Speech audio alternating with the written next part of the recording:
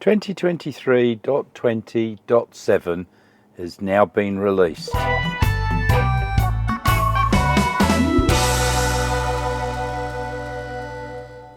And as we can see from here, it's basically just got minor changes.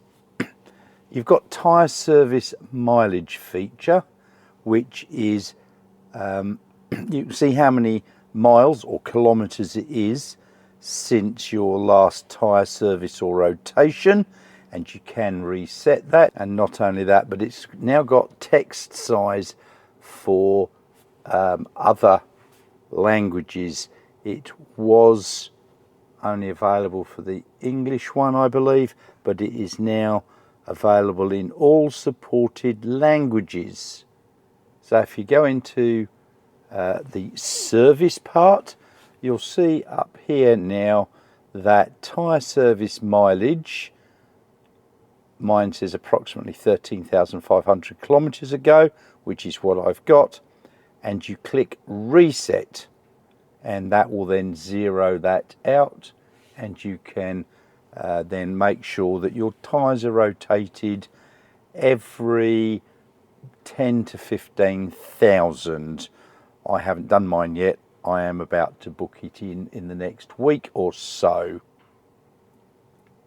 Under the software tab, if you scroll down to the bottom and click on data sharing, there is now a new screen here.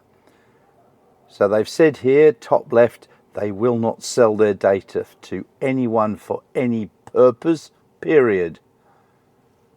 They use the data to improve and create new safety features. They apply precision anonymization, like blurring, to the external camera data. And unless there's a safety critical event, camera data is not linked to your VIN.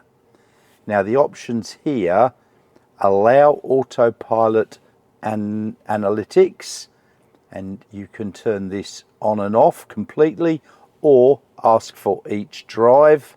Same for start and end drive data. Include data when parked. Allow cabin camera analytics. You can ask for each drive. Road segment data, which is by default, road segment data is not shared with Tesla. However, you can opt in. So I've opted in for everything here.